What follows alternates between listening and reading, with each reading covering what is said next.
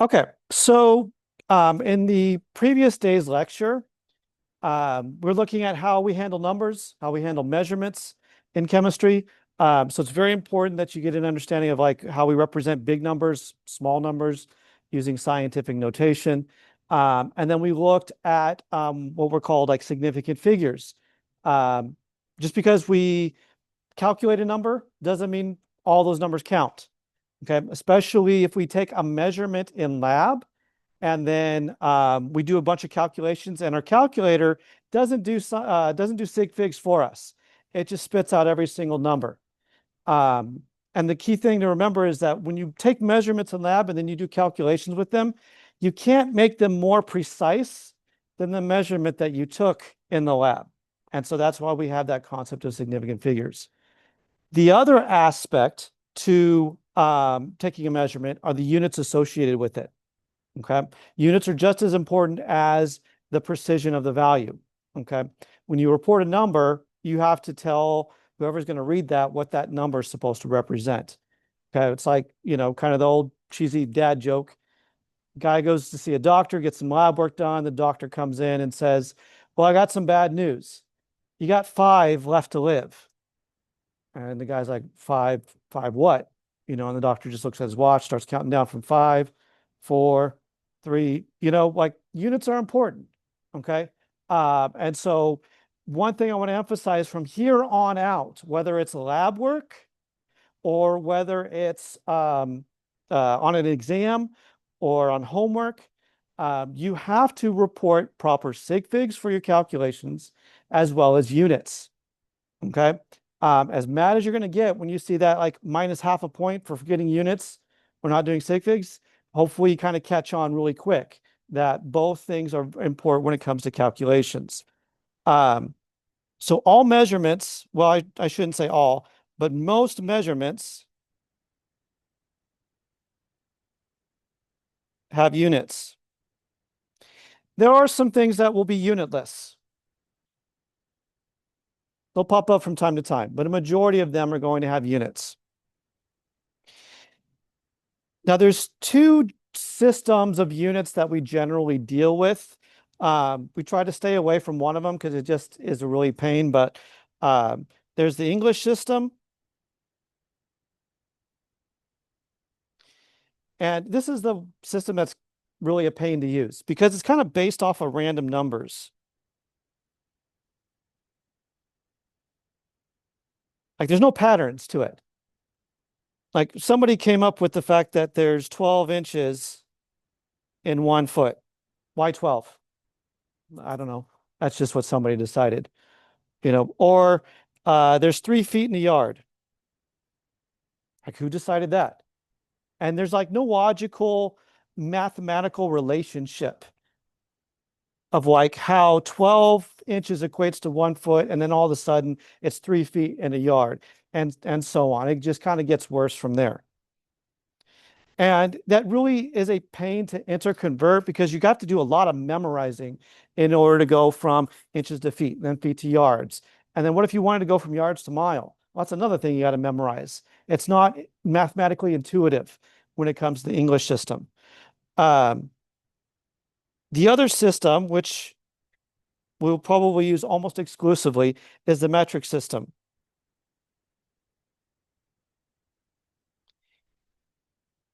And this is based off of a base 10 system, meaning there's always some sort of relationship between one conversion of one unit to the other in the metric system by a power of 10.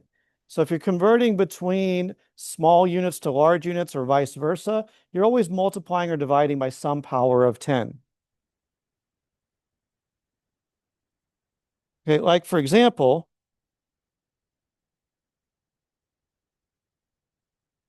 the unit of length in the metric system that we deal with is meters. And so we go from 1 meter to 100 centimeters. Well, that's like a power, 10 to the power, 10 to the second power. Or if we want to go to a large unit of length, we'd say that there's like 1,000 meters in 1 kilometer or 1 kilometer. I'll talk more about like all this interconverting in a second. So the metric system is a lot more convenient because if we want to go from large to smaller, smaller to larger, it's just dealing with the power of 10.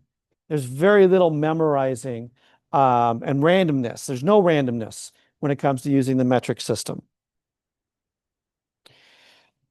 So let's talk a little bit about how we go back and forth in the metric system.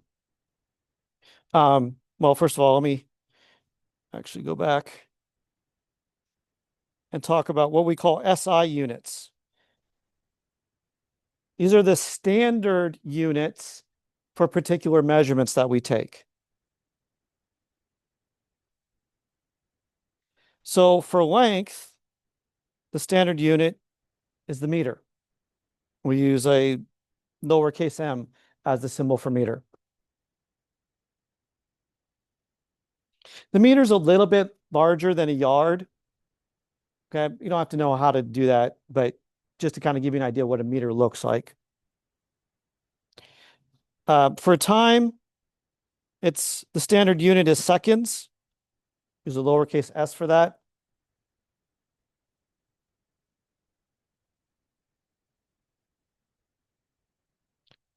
For mass, we use units of grams or lowercase g. We use grams a whole lot more commonly, but the kind of standard SI unit is actually a kilogram.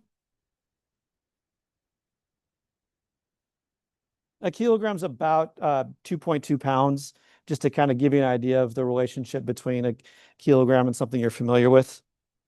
And then the standard unit of volume is liters, and we'll use a capital letter L for that. Imagine a gallon of milk. That's about 3.8 liters. So if you're kind of imagining the equivalent to that. Now, what makes the metric system so much better to use, especially when we're doing measurements, is it's really easy to convert like a small measurement to a large measurement or vice versa by using these powers of 10. Now, there's a lot of stuff up here, and I'm not going to make you memorize it all. Okay. It's just kind of showing you that you can start with a simple unit, like, for example, the meter, and we can go from one to the next by using a power of 10. So if we wanted to represent meters in kilometers, we just multiply by 1,000 or 10 to the third. Or if we want to represent meters as millimeters, we would divide by 10 to the third. Okay, so there's really no memorizing. The only memorizing is knowing how many tens to go up or down. Now, the ones that I want you to know are kilo, centi, and milli. You're like, why did you put all the rest of that stuff up there? Just to kind of show you how easy the metric system is able to be used to interconvert between measurements. Okay, so you should know how to go. Like if I say if you have 1,000 grams, how many kilograms is that? Or if you have 10 liters, how many milliliters is that? Okay, so you need to know what those prefixes mean and how to go back and forth between them. Now, I want you to add kind of one thing to the side here. A very common conversion that you kind of just need to know on the fly is 1 milliliter is the same thing as a cubic centimeter.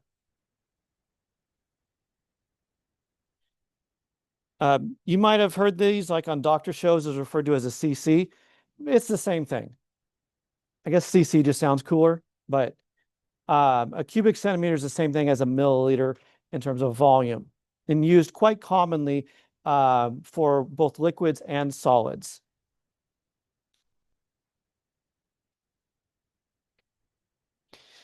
Now, while I'm talking about meters here, just to kind of show you how easy it is to go back and forth between some of these common units. 1 kilometer is the same thing as 1,000 meters.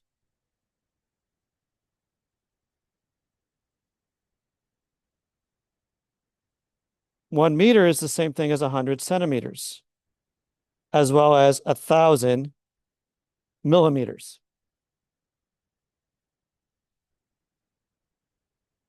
And again, going between all of these is just as easy as using a certain power of 10.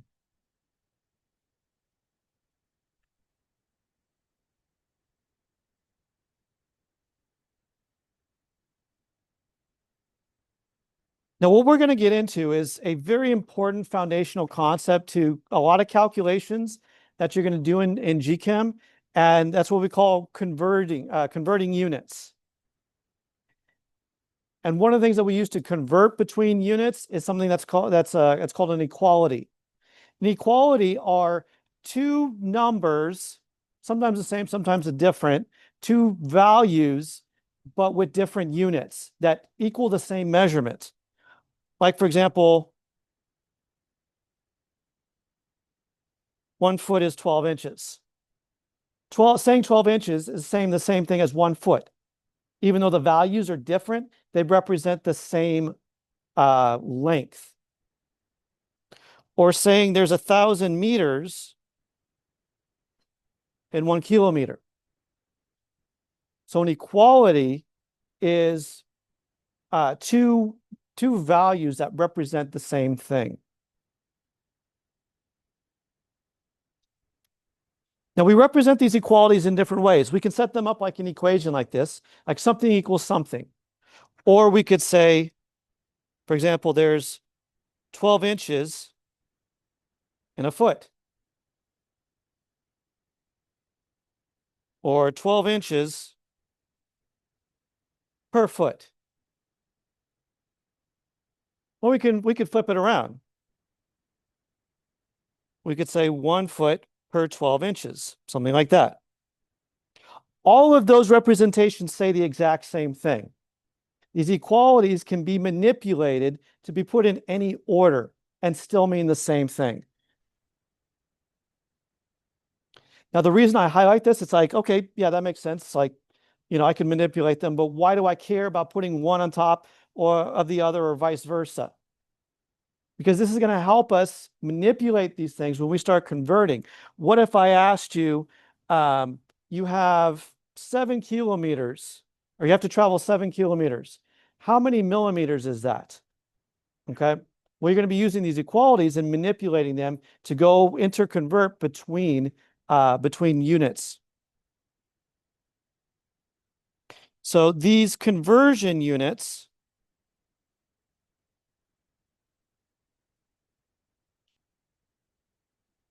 help us convert between two different units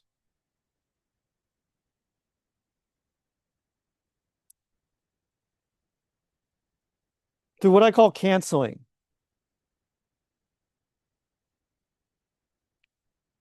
Now, what do I mean by that? Okay, let's think about fractions for a second. If I take a number and then I multiply it by its inverse, what can I do with those sevens? If I have a fraction where something's on the top, same thing's on the bottom, what can I do with those? Cancel them out. So that comes out to 1. Well, here's the same thing. Units work exactly like numbers in that respect. If I have a unit, say centimeters, and then I multiply it by its inverse, so I have centimeters on top, centimeters on the bottom, they work just like numbers, and I can cancel them out. You say, big deal. How does this help me convert stuff? Okay, let's do this problem. How many feet is 65 inches? Okay, well, if I start with the only value I'm given there is 65 inches. And then I use this equality right here. 1 feet equals 12 inches. I use it as a fraction and set up a multiplication problem.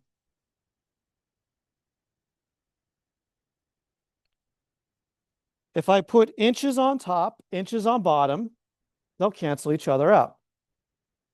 Well, what do I put in this parentheses? I'm going to put my equality. 1 foot equals 12 inches. And I can manipulate this equality however I want. If I want inches to cancel out, I can put them opposite each other. One on top, one on the bottom. If I want to do cancel out feet, I could flip this over and do it that way. And so notice here, I have inches on top, inches on bottom. What's the only unit I have left? Feet. And that's what I wanted to go to. So now I just do the math. 65 divided by 12, plug that into my calculator. That comes out to 5.4 feet.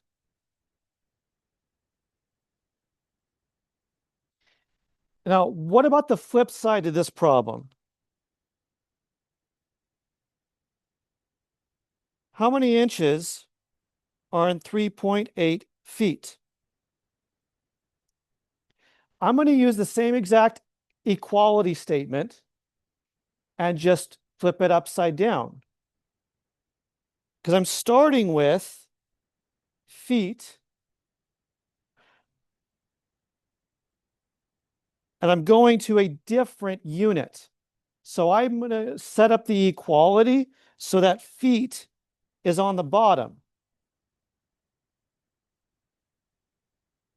And I know that there's 1 foot for 12 inches. So notice in both of these problems, I use the exact same equality. I just manipulated it so that I cancel out the unit that I'm given to get to the unit that I want. So the feet cancel out. The only unit that's left is inches.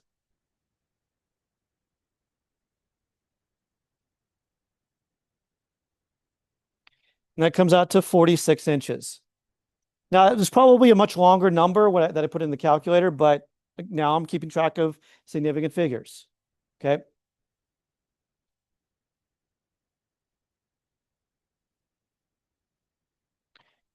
So any questions about using equalities to convert between units?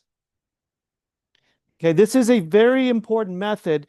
From here on out, when you're converting units, I want to see this as your work. Okay, and I'll highlight this again like 50 times between now and when we end. Like I want to see you set it up like this because it's nice and neat. I don't want to see random math around. Okay, it needs to be set up so that you're canceling your units in this way. Because if you do it this way, you'll be able to, number one, see if you've set your problem up correctly. If you do it randomly, it's kind of hard to follow. You don't even know what mistakes you're making. But you won't come to the right answer if your units aren't set up properly. If I had flipped this around and had inches on top, my units wouldn't have canceled out. I wouldn't be doing the problem correctly.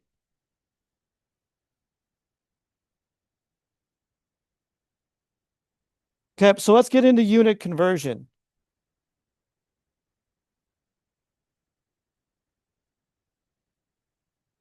This is very, very important in GChem, especially in a lot of sciences.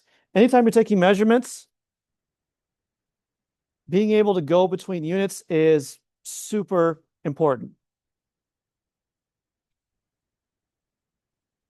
So anytime you approach a unit conversion problem, answer these questions.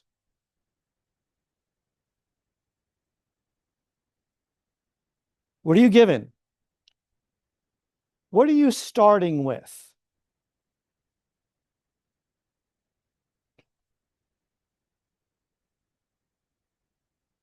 Number two,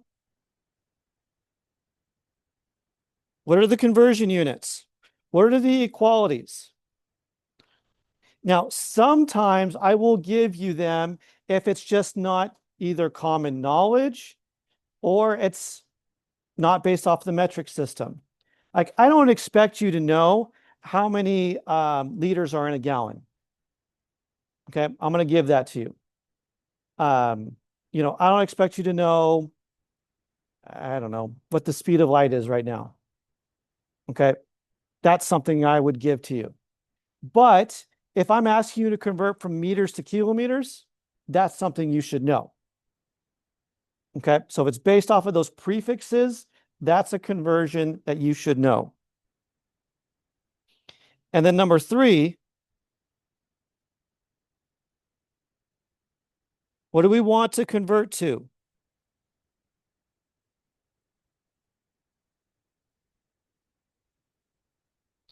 Answer those three questions before you start setting up all your math.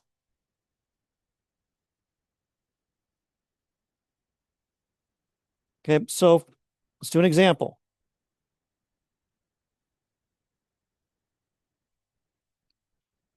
How many grams are in 878 milligrams?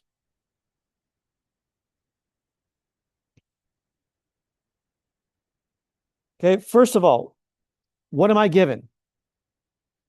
I'm given grams. I'm sorry, milligrams. Okay, that's what I'm starting with. Let's write that down. You're never going to start your problem, your math, with an equality or with a conversion unit. It's always starting with what data are you given, and then you're going to end with what do you want.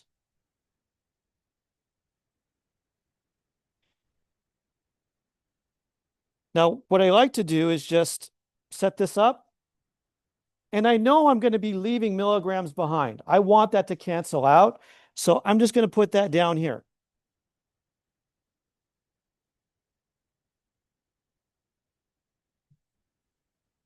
Now, how do I fill in the rest of that parentheses? I'm going to fill that in with an equality, with a conversion unit. So what do I know? I know that there's 1,000 milligrams in 1 gram. Okay, that's a conversion unit you should know by knowing what milli means. So I'm going to take this conversion unit and throw it into the parentheses there. So I put my 1,000 on the bottom, 1,000 milligrams in 1 gram.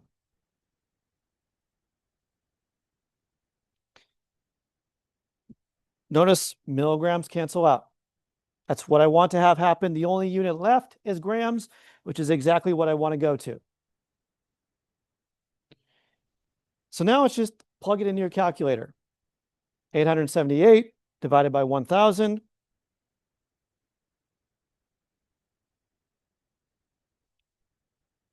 0.878 grams. Now, again, let me emphasize, this is how I want you to show it on any sort of work, just like this. Okay.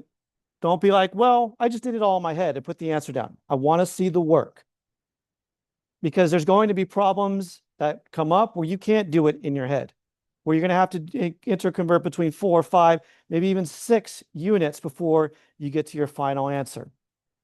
So I'm trying to train you now, do it this way so that when you get to more complex problems, it'll be easier for you.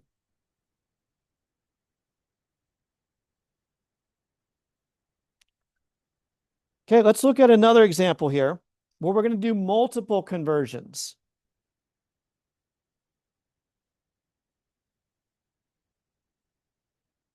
How many millimeters are in 508 centimeters?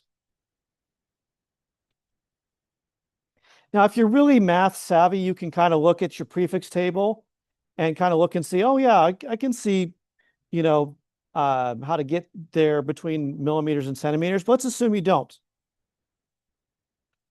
Okay, let's start from the beginning. What am I given?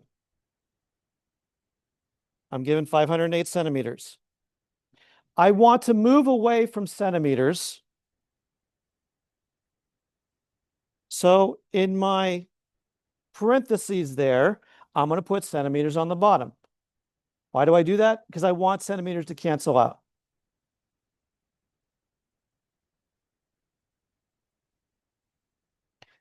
Now let's assume I don't know a direct way to get from centimeters to millimeters, because I eventually want to get to millimeters. But I do know that that prefix centi means I have 100 centimeters in 1 meter. Okay, I know that because I know my prefixes.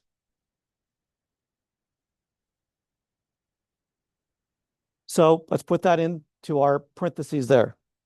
100 centimeters on the bottom, 1 meter on the top.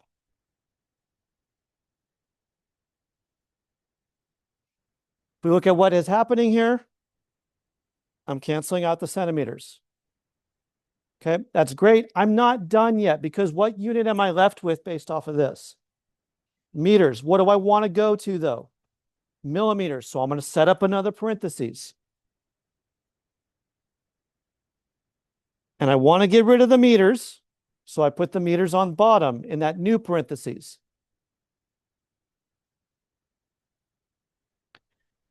Okay, so I'll go back to my prefix table. Milli, that's one of the ones that you're supposed to memorize. And I know that there's 1,000 millimeters in 1 meter.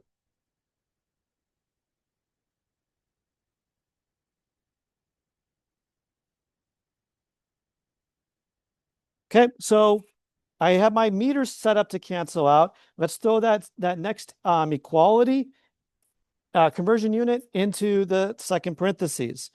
1 meter is 1,000 millimeters. So now the meters cancel out, and the only unit remaining is millimeters. That's what I want to go to.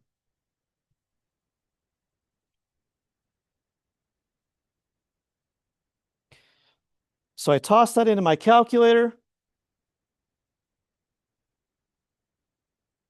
and I get 5,080 millimeters.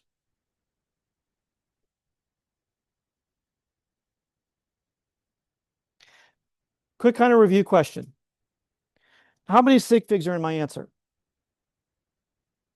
I see 4, I see 3, some 3s. The 0 on the end is not significant. This 0 in the middle is because it's in between 2 sig figs. Okay. Now, another review question. How many sig figs are in this conversion? It's an infinite. Converting units like this, that's a definition. 1 meter, exactly 1 meter, is exactly 1,000 millimeters. Okay, if a number is exact, it has an infinite number of significant figures. Okay, so these not all conversion units that we use will be infinite, but these based off of the metric system are, because exactly 1 meter is exactly 1,000 millimeters. So the only thing I care about sig figs with is with the measurement that I'm given there. Okay, the 508. Since there's 3 in that, I have 3 significant figures in my answer.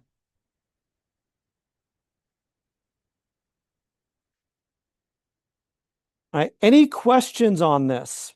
I'm going to do a lot more examples. Yeah.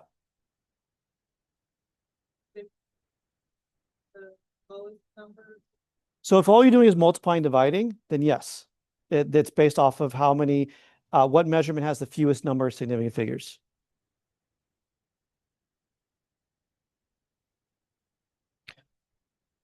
All right, let's do some more. So if a car gets 22 kilometers per liter of gas, how many miles per gallon is this? Now, this is a type of problem I would give you some conversion factors. because 1 mile is 1.609 kilometers. That's not something I expect you to know. So that's something I would give you. 1 gallon is 3.785 liters. That's something I would give you. Okay, going in between English units, metric units, I would always give those to you.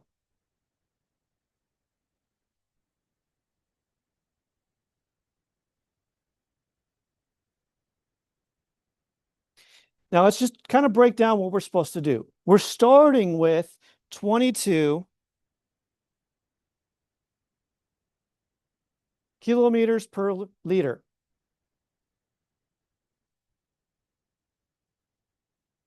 And I'm going to miles per gallon. I'm changing both the top unit and the bottom unit of that measurement that I'm given. It does not matter which one you decide to deal with first. So if I want to change kilometers to miles first, I could do that. If I wanted to change liters to gallons first, I could do that. I'm going to do it all, though, in one big process. Okay, so let's start by dealing with the kilometers.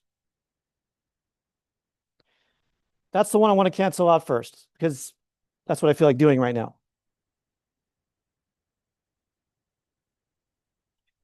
I want kilometers to cancel out, so that's why in the parentheses I put it on the bottom. Do I have any piece of data that helps me do that directly? Yeah, this unit here has kilometers in it. So this conversion unit is the one I'm going to use here. 1 mile on top,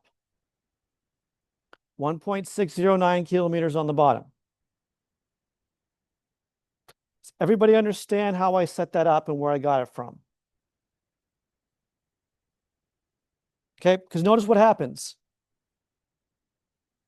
Kilometers cancel out, and I'm halfway done.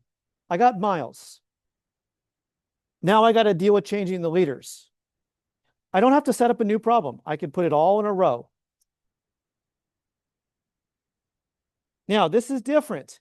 Notice liters is on the bottom in the data that I'm given.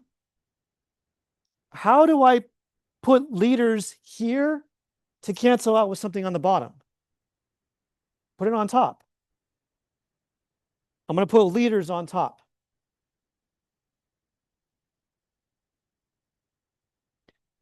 And I have an equality here, a conversion unit that directly goes from liters to gallons. So I put 3.785 liters on top and 1 gallon on the bottom. Notice what happens.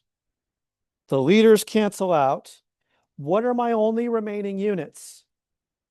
Miles on top, gallons on bottom. Is that what I want to go to? Yeah.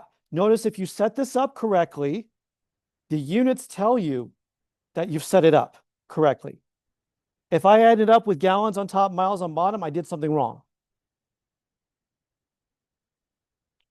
Okay, so now I'm just going to do some math. When I put this in my calculator, I'm just going to go straight from left to right.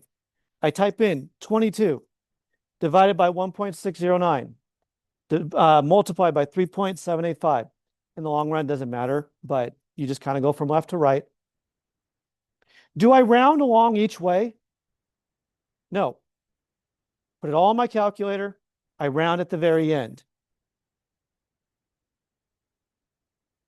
So when I put that in my calculator, I get this kind of 1.727 or 1727 point repeating stuff. How many sig figs do I take? 2. Okay, I'm assuming these are going to be infinite. Okay, because they're based on exact statements. The only thing that's not infinite is the measurement, the 22 at the very beginning. So I'm going to round that to 2 significant figures. Oops. I'm sorry. I'm back up. Sorry, I was looking at the wrong problem. This makes a lot more sense. That was my fault. 51.7526. It's getting some strange looks. I'm like, did I do something wrong? Yeah. Looking at the wrong practice problem here. So that I will round to two significant figures. So the answer is 52 miles per gallon.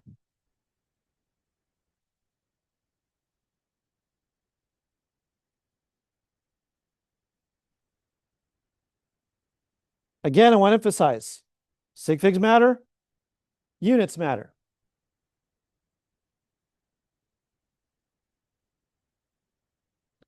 Any questions on this problem before I move on?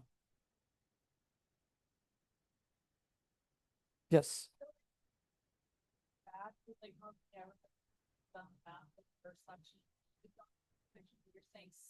Set up the whole thing.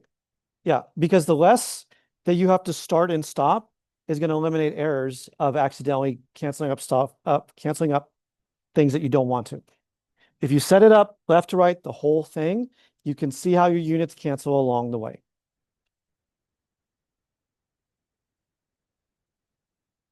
Okay, let's kind of get a little bit more, I guess, relevant to some chemistry.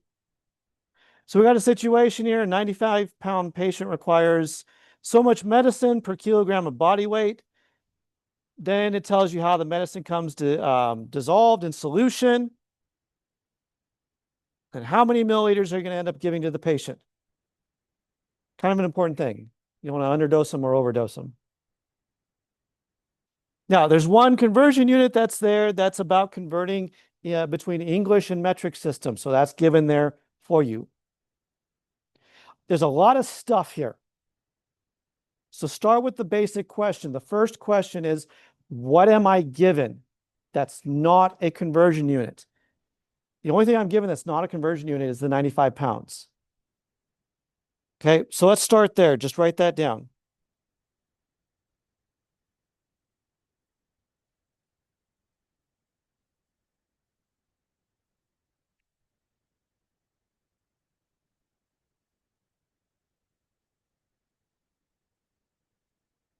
Now, do I have anything that relates to pounds as a conversion unit? Yeah, the 1 kilogram equals 2.2 pounds. Let's start with that first. I want to get away from pounds. So I put pounds opposite each other. And now I throw in my conversion unit. 1 kilogram is 2.2 pounds.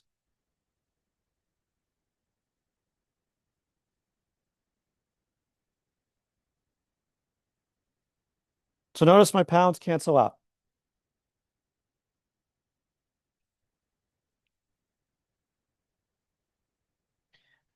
Now, what's the next? Where else am I going to go now? Is there anything that directly relates kilograms? Do you see kilograms anywhere else in the problem? About the medicine there. The medicine says I need to give somebody 0.03 grams of this medicine per kilogram that they weigh. Okay, well, this takes care of the weighing part. So let's use this as a conversion factor. Let me rewrite this. 0.0300 grams per kilogram.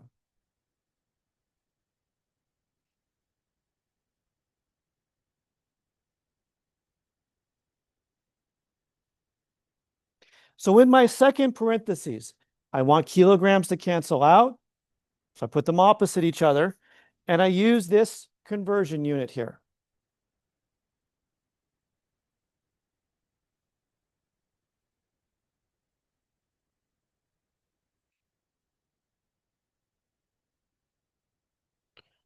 So I'm just going to erase this real quick to give myself room. All right, kilograms cancel out.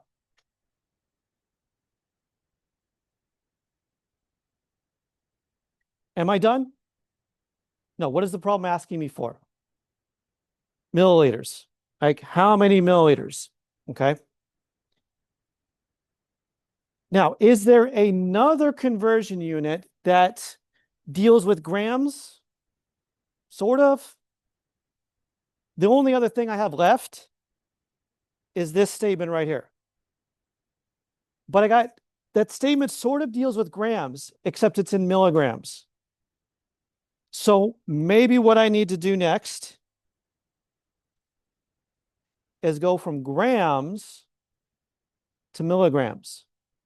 Say, well, that conversion unit isn't up there in the problem.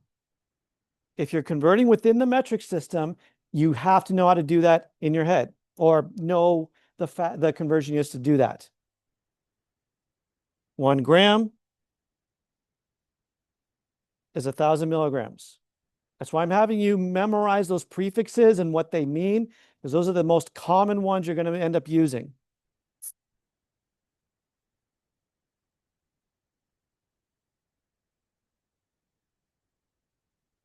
So that I throw that conversion unit into the parentheses. Grams on top cancels out with grams on bottom. Now I'm into something I've seen in the problem. I got milligrams here. I have this last conversion unit that says 6 milligrams per 8 milliliters.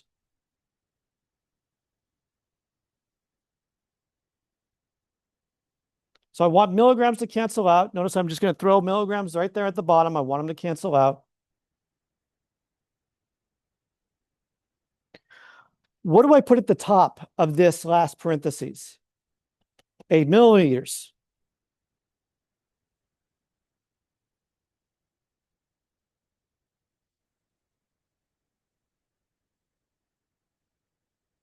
And I'm going to put the 6 milligrams on the bottom.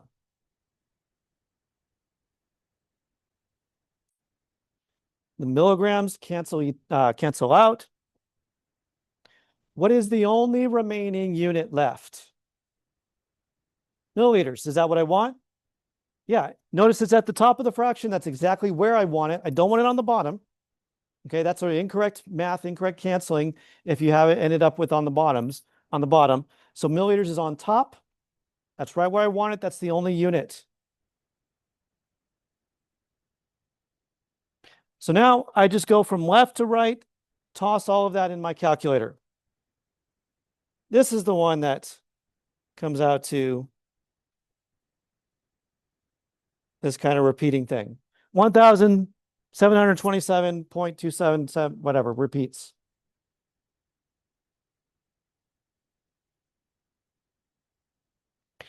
And I'm going to round to 2 significant figures because that's what's in the data I was given.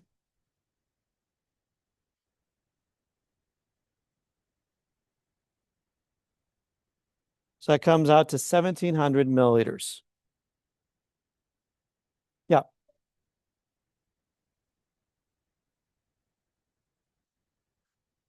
It depends on the type of conversion unit. We're going to talk a little bit about some conversion units that aren't infinite. And so you have to, if it's not an infinite conversion unit, then you got to base it off of which, yeah, which numbers has the fewer significant figures. So it usually is based off of the initial measurement, but not always.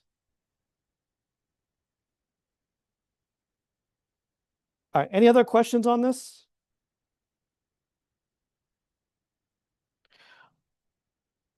All right, I want to talk a little bit about a specific SI unit. I want to look at volume for a little bit.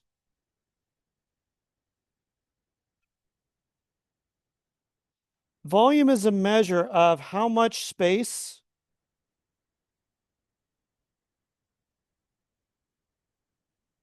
something occupies.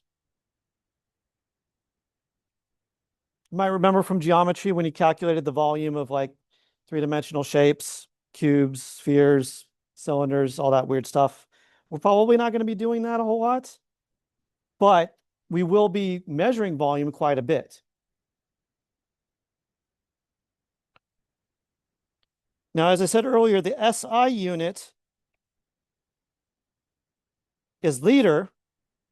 Most commonly in lab, special lab setting like this, we deal with milliliters much more prevalently because liters, that's a whole lot of stuff. In fact, I don't think we've ever taken a liter measurement yet in lab. It's always been milliliters. And as I highlighted earlier, a very common conversion, just memorize this. 1 milliliter is equal to 1 cubic centimeter.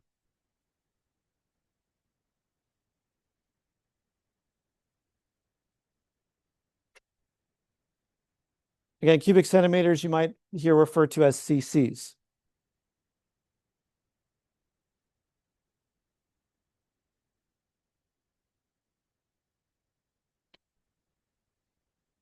So here we have, let's take a look at this cube here.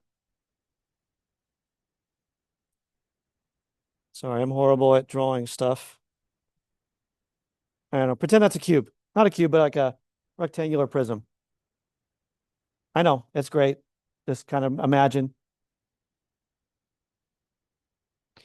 And here's the dimensions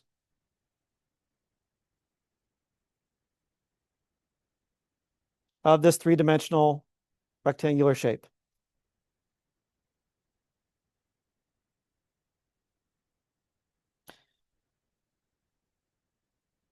Now, the way we calculate this is we multiply the three dimensions, length times width times height. Now, as a side note, I'm probably not going to make you do a calculation of volume like this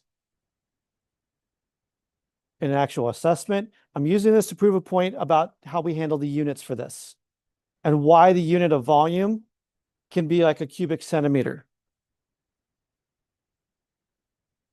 So I put these three numbers in. The length is 10.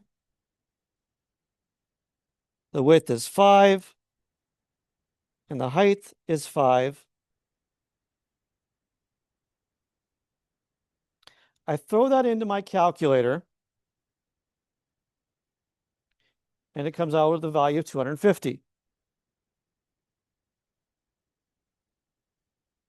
Now, as equally important to the number are the units. Units are kind of like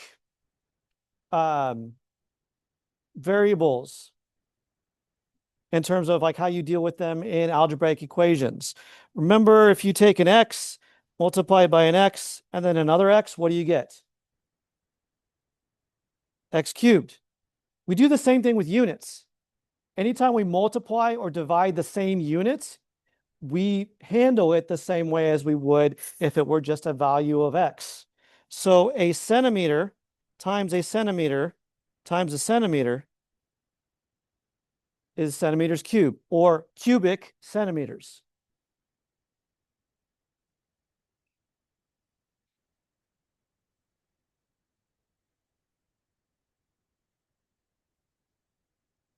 Okay, so this is one of the reasons why, again, I'm not going to make you do a volume calculation like this, but I wanted to show you how that unit of cubic centimeters is derived. How many milliliters is this? 250. I mean, I could set up an inequality if I wanted to, or not an inequality.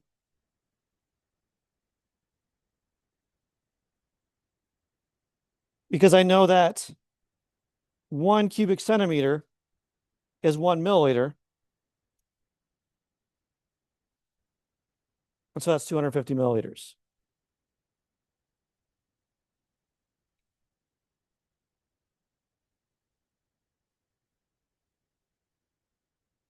Now, in conjunction with volume, volume is used to calculate density.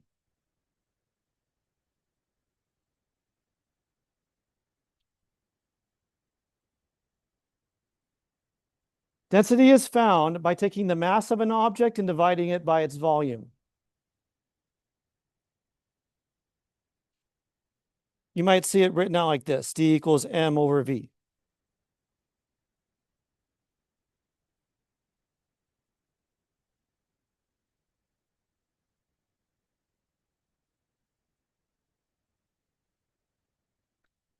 So like in the first problem here, it's a 20 milliliter sample of liquid, weighs 13 grams. What is its density? Okay.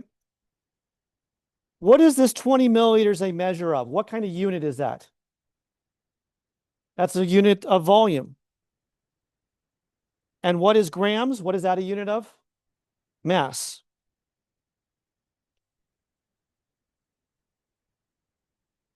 So I have the density is mass over volume. So I'm going to take my 13 grams over 20 milliliters. I highly recommend keep your units in your problems. You're like, oh, that's just more to, it's just going to look messy if I write more. Put your units in your problem because it'll tell you if you set it up correctly. If I had put milliliters on top, grams on bottom, if I flip this around, I would not be doing the correct math.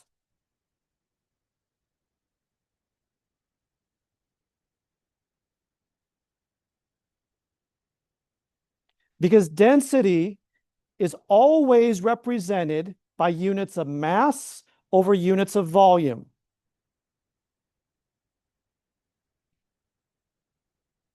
And as I said before, the units can help you check your answer. If you had accidentally flip-flopped that around, you would have gotten milliliters over grams. That's not a correct unit of density.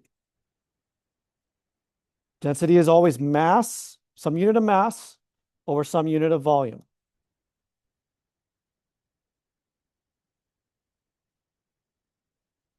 Yes. So those are measurements. Those are measurements made in the lab. You take them as they are. So 20.0 milliliters, that's 3 sig figs. 13.0, that's 3 sig figs. So those are not exact numbers. You take them as they are. Any other questions? Now, if we are trying to solve for some other thing, maybe we're not given the mass, or maybe we're not given the volume, we can use unit conversions to help figure that out. Okay, so like in this problem here, what is the mass in kilograms of 2.25 liters of liquid that has a density of 1.25 grams per milliliter? Okay, we're going to use a unit conversion process to figure this out. I'm given 2.25 liters.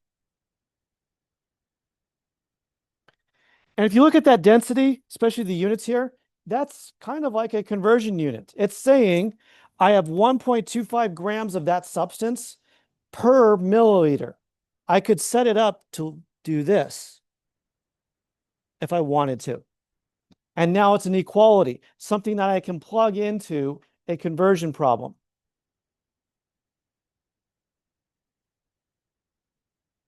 So what am I given? A 2.25 liters. What do I want to go to? I want to go to kilograms. Let's deal with the liters here.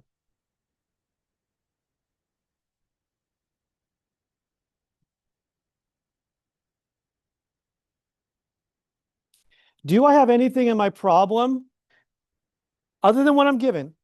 Is there anything else that has liters exactly, directly liters? No, this is in milliliters. That's not a problem. Okay. We just got to make a pit stop first.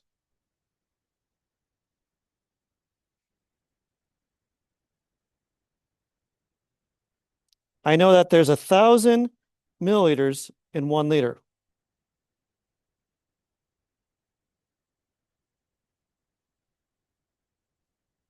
Okay, so that's how I can get right to milliliters.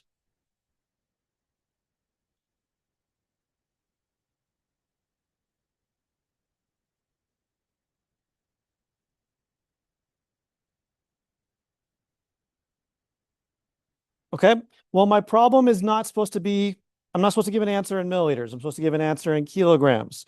So I got to keep on canceling.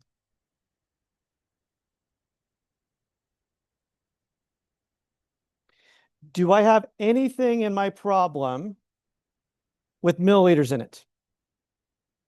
The density. The density's got milliliters in it. So let's use that. 1 milliliter is 1.25 grams.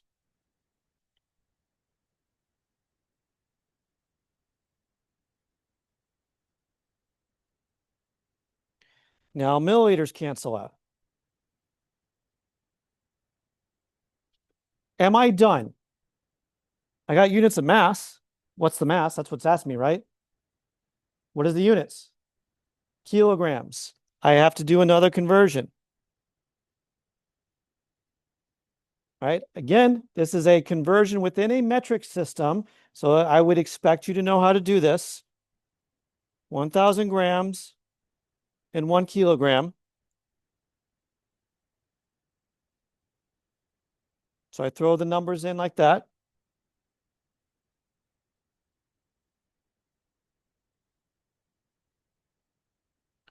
And then the grams cancel out.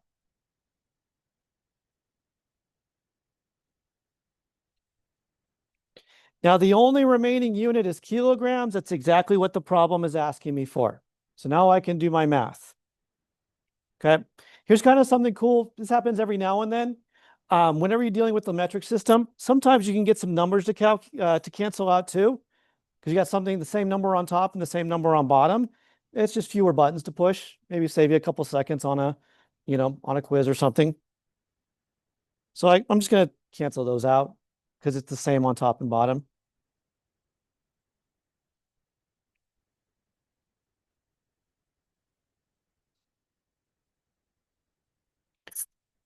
All right, so that's the number the calculator spits out at me.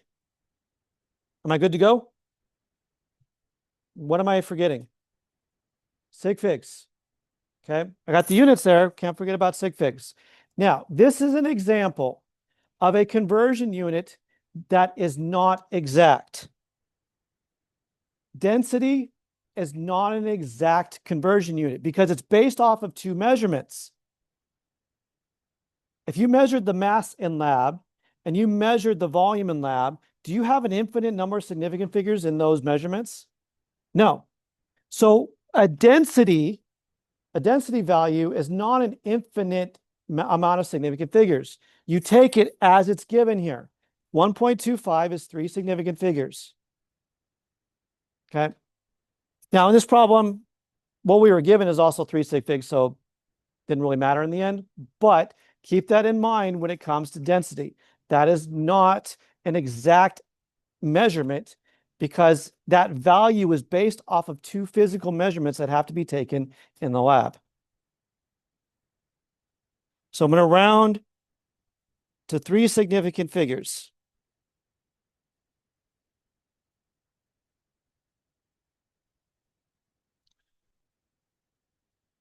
All right, any questions? Any questions on anything? All right, so again, let me just remind you, that kind of ends the notes for day 2, okay, which is pretty much all of the unit now. So if you took your notes, take pictures of them, upload them to Canvas, you're done with that part, okay? The last page that's there, if you want to rip that off, this is your lab work, okay? I'm going to do a couple of these, not all of them. The rest of them you're going to kind of take home and do on your own time, okay? But this will be your lab report. That last page will be your lab report that you'll upload to Canvas.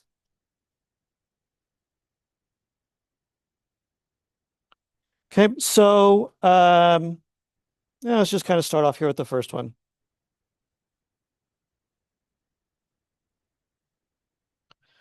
All right, so convert 3.55 kilograms to grams. It's pretty obvious what I'm given.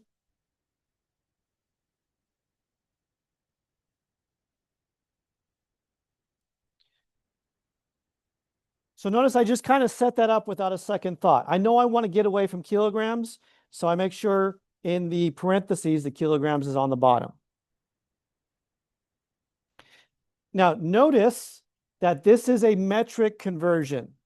I'm going from grams to kilograms. That's something you need to know. I don't expect you to know it now, especially if you've never dealt with it before, but you do need to know it by the time you take the assessment. There are 1,000 grams in 1 kilogram.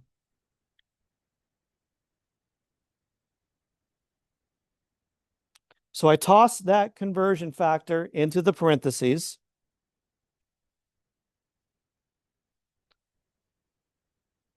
The kilograms cancel out.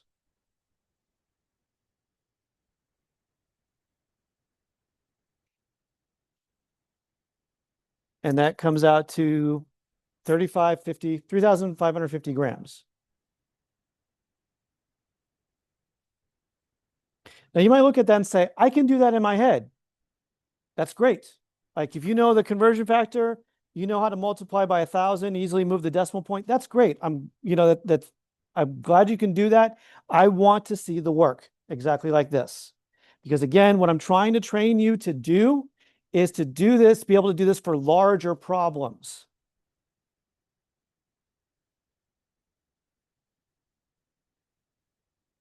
Okay, let's do letter C.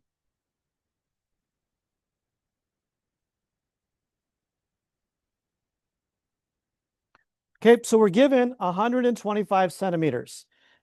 I'm just going to right away when I set this up, put my parentheses, and I know I'm going away from centimeters, so I set it up to cancel out.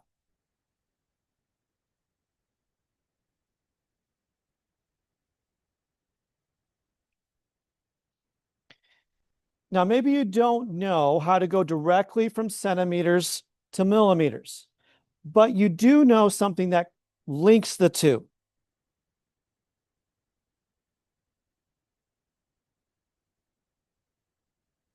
You know that 100 centimeters are in 1 meter, and you know that 1 meter is 1,000 millimeters.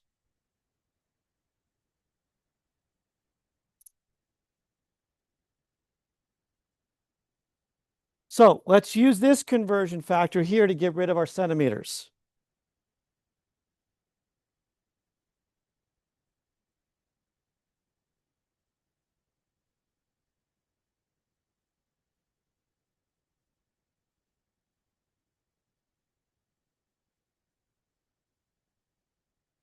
Now that gets me to meters. The answer wants it in millimeters. So set up another parentheses. Meters, I want meters to cancel out, so they're opposite.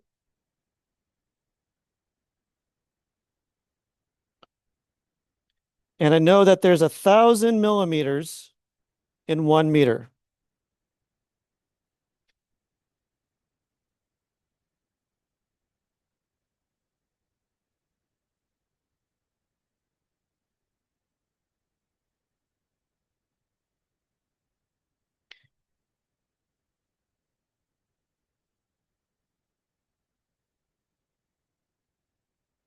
All the units cancel out except millimeters.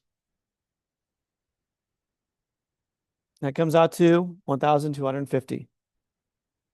Is the 0 on the end significant?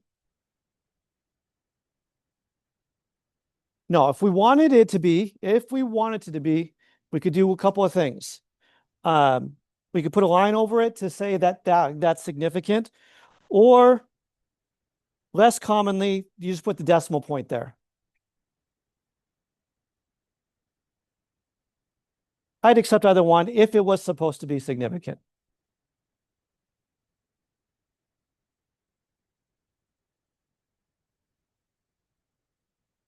All right, let's go to some bigger problems here.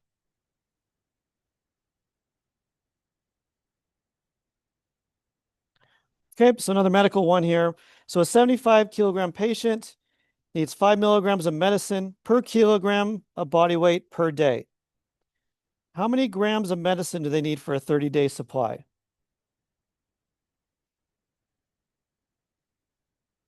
Okay, so there's a lot going on there. Let's just start with what we're given. We're starting with 75 kilograms. So let's put that down.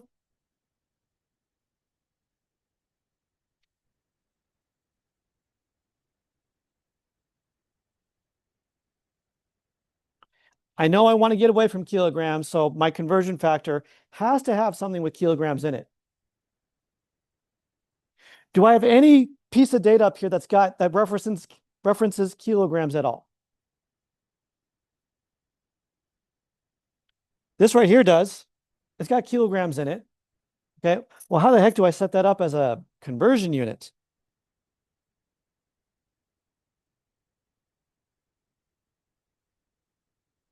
Five milligrams. Notice it says 5 milligrams per kilogram. What does that mean in per? Where do I put a per in a fraction? On the bottom. Okay. But it's not done. It says per kilogram of body weight per day. Okay. Well, looks like day is going to go down here too. Those two units are kind of multiplied together. They're handled separately, but that's how we represent it. Does that make sense? I got 2 units underneath the fraction. That's okay. That's actually going to work out really beneficial for us. I'll show you. So I'm going to take that and plug it into these parentheses now. 5 milligrams per kilogram. I got kilogram on the bottom already, and I'm just going to throw it in day right there.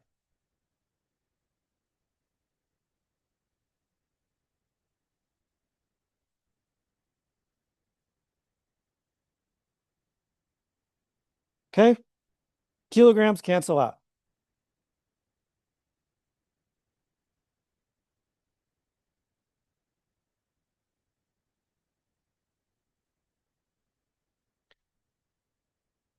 Now, what is the problem asking me for? How many grams?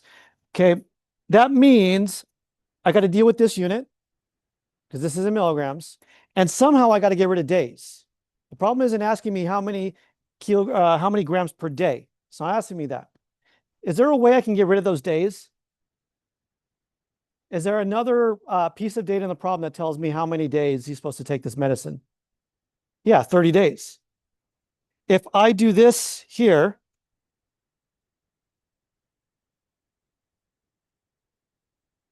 I can put it over 1 if I want to get really technical, but you don't have to. I got days on top, days on bottom. So those cancel out.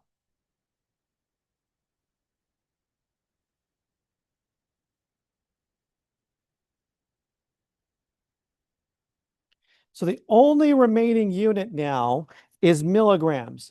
That's a unit of mass. The problem is asking me for grams. So let's do our conversion. Milligrams cancel out. What's our conversion? How many milligrams in a gram? 1,000.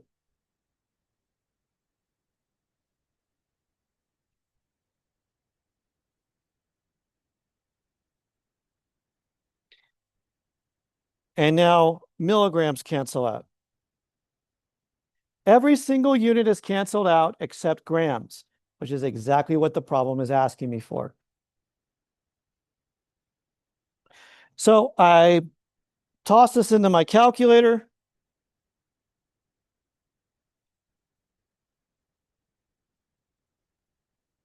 I get 11.25 grams. Am I completely correct with the reporting of that number?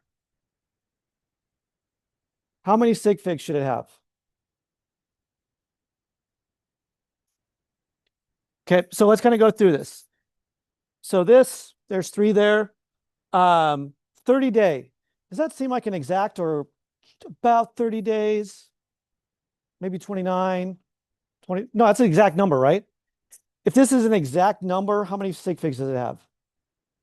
Infinite, right? Because he's supposed to take it for exactly 30 days, not 29 and a half, not 25, exactly 30 days. Okay, so I got three here. I got three here. My answer should be three significant figures.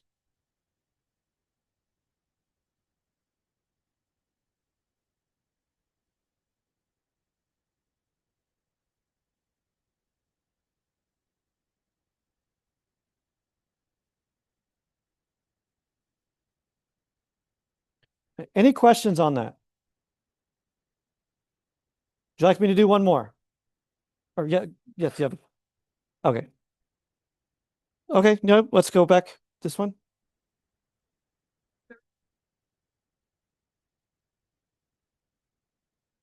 Oh, this one? Uh-huh.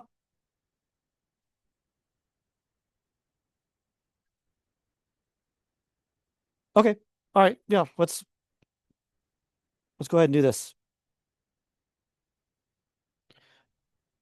All right, so we're starting with 32 milligrams per milliliter. I put the one down there just to kind of make it look nice and neat. Because what is 32 divided by 1? 32. Okay, so if you're putting a 1 at the bottom of a fraction, doesn't change the math at all.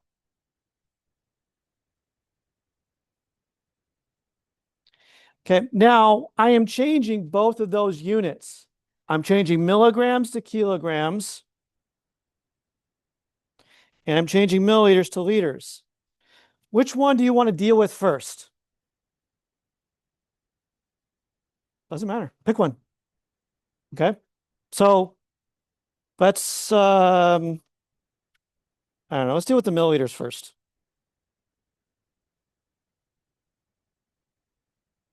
If I want to get rid of the milliliters, where do I need to put milliliters in my fraction here? Needs to go on top.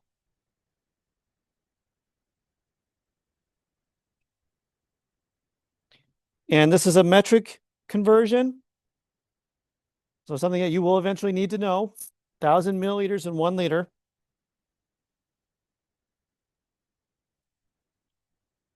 And the milliliters cancel out.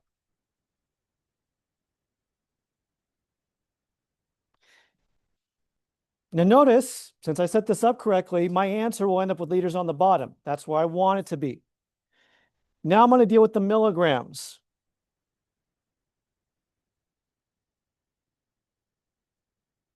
Since milligrams is on top in what I'm given, I'm going to put it on the bottom here to cancel out. Now, I don't know a direct way. Maybe if you do this enough, you come up with a direct way. But let's just assume we don't know how to directly go from milligrams to kilograms. But I do know that there's 1,000 milligrams in 1 gram. And there's 1,000 grams in 1 kilogram.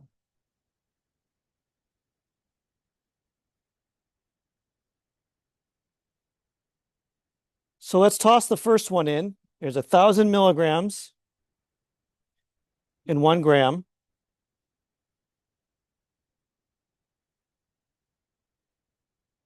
So my milligrams cancel out.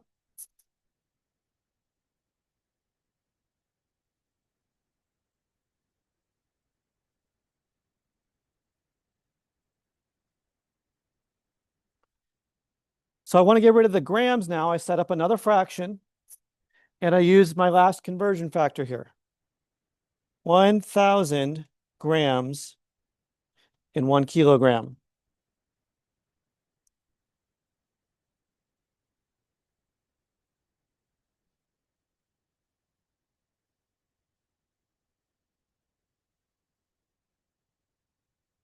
Okay, what are the only units left?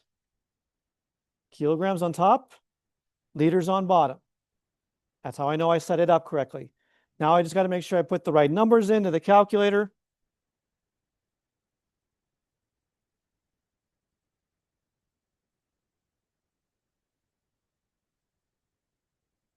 .032 kilograms per liter.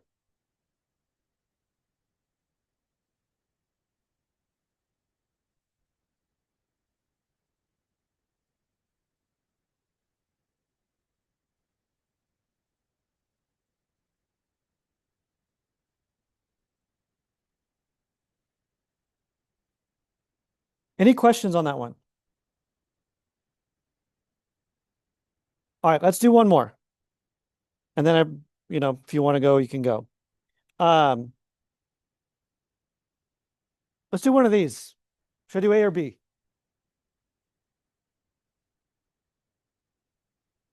Who wants me to do A? Who wants me to do B? I think there's a little bit more B's. Okay, let's do B.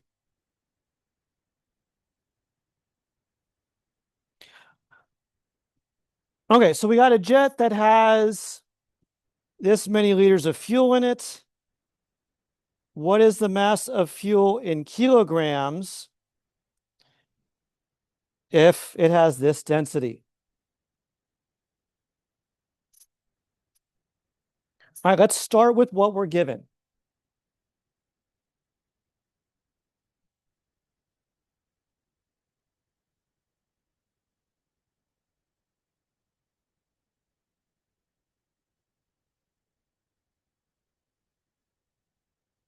Okay, well, we don't know if that's a one.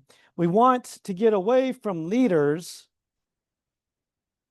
so I set my fraction up so the liters cancel out. Now, do I have anything else in this problem that has liters in it? Do I have anything that has volume in it? Yeah, this has got volume, but it's in cubic centimeters. Okay, so I need to kind of gradually get to that. I know that there are 1,000 milliliters in 1 liter.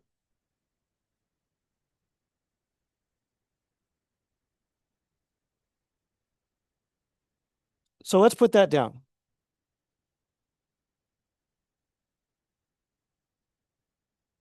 So 1,000 milliliters in 1 liter. Liters cancel out. Now my volume is in milliliters. Okay, but I want it in cubic centimeters. Anybody remember how to go from cubic centimeters to milliliters? 1 to 1. 1 milliliter is 1 cubic centimeter. So I want the milliliters to cancel out. So that'll be on the bottom. The cubic centimeter will be on top.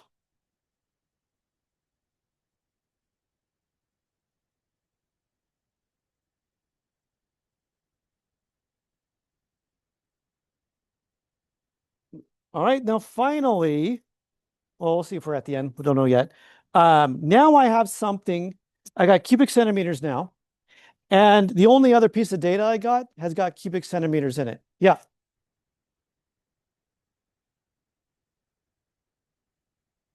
Sorry, 1 second. Kind of hard to hear Rebecca. What's up? I'm just kind of doing it stepwise. Yeah. Yeah. So if you wanted to say that 1 liter was 1,000 cubic centimeters, that would yeah.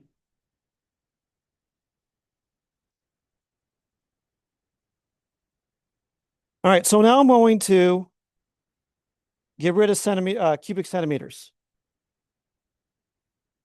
I have a density that can act as a unit conversion. There's 0.768 grams per cubic centimeters.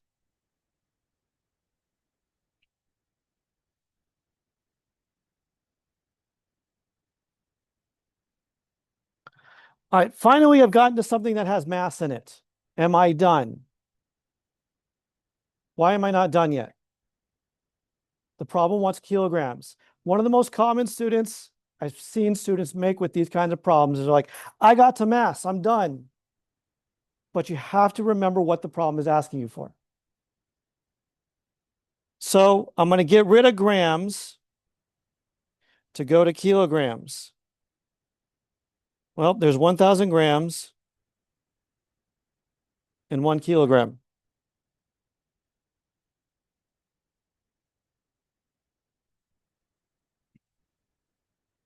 And finally, the last remaining unit is what I want, kilograms. I can, if I want to, save myself some time on the calculator, I got 1,000 on top and 1,000 on the bottom. I can cancel those out, so I don't have to put that in my calculator. But this comes out to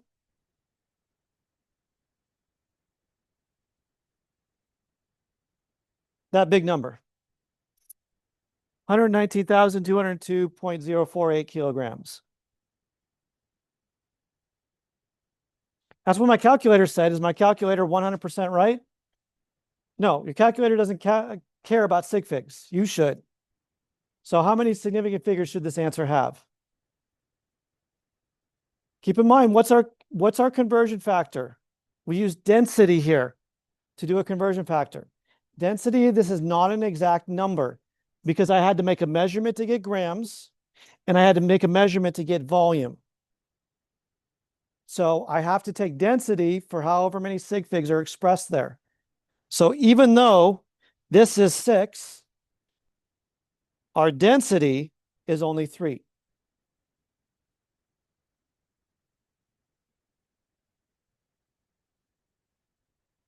So that's 119,000 kilograms. Or if I wanted to express this in scientific notation, I haven't done that yet. Let's practice that. 1.19 times 10 to the what? And we're kind of start here.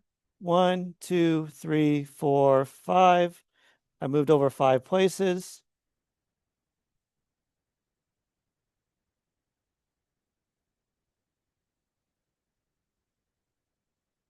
Be prepared to do that. I might ask you to report the answer in scientific notation. So none of these things are exclusive from each other. They're all intertwined.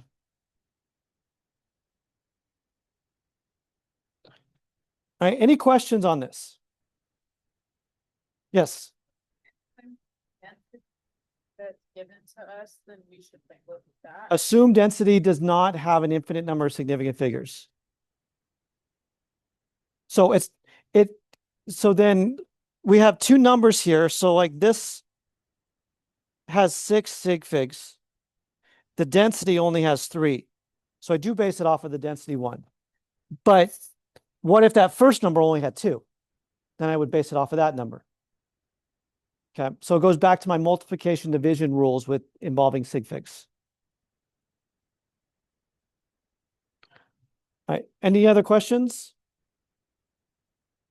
All right, so the rest of the problems I want you to take home. I want you to work on them. I've given you a few days. It's not like due tonight. So I've given you a few days to work on it. And this is your report for today's lab, is to fill out the rest of the problems. All right.